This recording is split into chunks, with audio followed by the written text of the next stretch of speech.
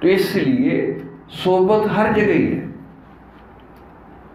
لیکن کیونکہ یہاں مشائخ کے ساتھ تو صحبت میں بیٹھنا، ذکر کرنا اور آداب کا خیال رکھنا، ہر جگہ آداب ہے، آداب گشت ہے، آداب تبلیغ ہے، کھانے کے آداب، سونے کے آداب، ہر جگہ آداب ہے، کیونکہ یہاں امیر کے آداب ہیں، امیر کے آداب ہیں۔ ہم ذرا غریب ہیں تو بھئی غریبوں کے بھی آداب ہوتے ہیں، شیخ بیچارہ غریب ہوتا ہے تو اس لیے غریبوں کے بھی آداب ہیں۔ کیوں؟ فیض اٹھانا ہے۔ جب آپ آداب کا ذہن میں رکھیں گے تو آپ کو زیادہ فائدہ ہوگا، اس لیے آداب شیخ پڑھتے رہنا چاہیے، چاہے جائے کہ غلطیاں کر کر کے ڈانٹ کھاٹ کھا کے آداب سیکھو، وہ پڑھے ہوئے لکھے ہوئے پڑھ لو بار بار بار بار، آپ کو خود ہی عقل آ جائے گی کہ بھئی آداب ایسے، ان کا خیال رکھنا پڑے گا۔ اس آداب کے خیال رکھنے سے بندہ جلدی فیض حاصل کرتا، جلدی فیض حاصل کرتا۔ اب کتابوں میں لکھا ہے کہ شیخ کی ڈانٹ ایسے ہی فائدہ مند ہوتی ہے جیسے فصل کے لیے پانی فائدہ مند ہے، لیکن شیخ کے ساتھ ہنسی مذاق کرنا یا اس سے فری ہو جانا یہ اتنا خطرناک ہے جیسے بجلی خطرناک ہوتی۔ کیوں؟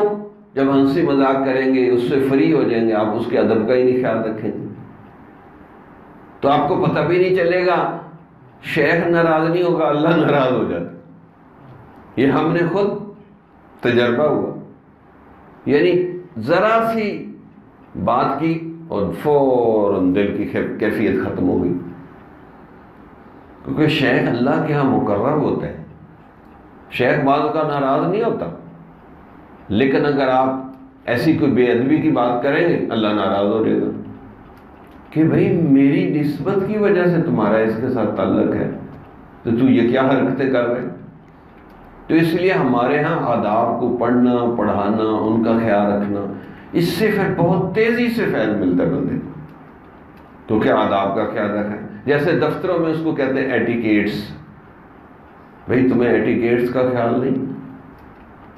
اسی طریقے سے کیونکہ یہاں اللہ کی محبت، معرفت، یقین، علم، بہت سی چیزیں ایٹ اے ٹائم مل رہی ہوتی ہیں شیخ کی صحبت سے۔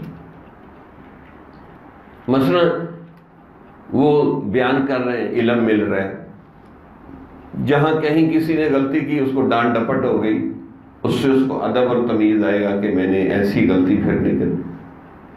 پھر وہ معمولات پوچھے گا تاکہ ذکر فکر کی توفیق ملے۔ پھر وہ آپ کے اعمال کو دیکھے گا، بھئی تہجد پڑھ رہے ہیں، نمازیں کیسی پڑھ رہے ہیں، آپ کے اعمال آپ سے پوچھے گا۔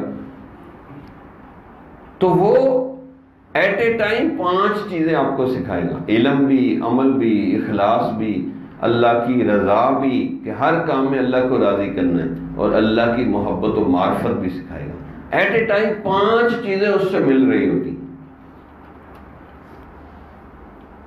کیونکہ وہ آخر تک بندے کو سکھاتا ہے بات، بھی کہاں تک جانا ہے۔